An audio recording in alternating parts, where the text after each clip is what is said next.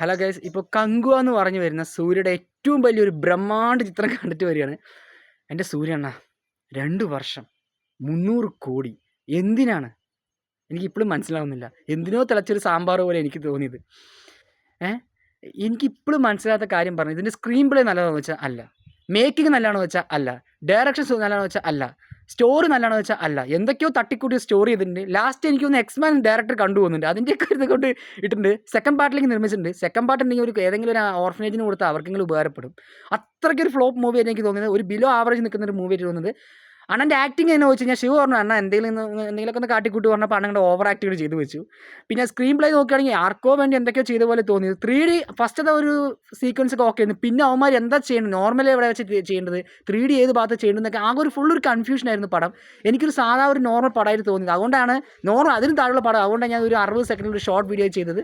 നിങ്ങൾക്ക് പോയി പോവാം, അല്ലെങ്കിൽ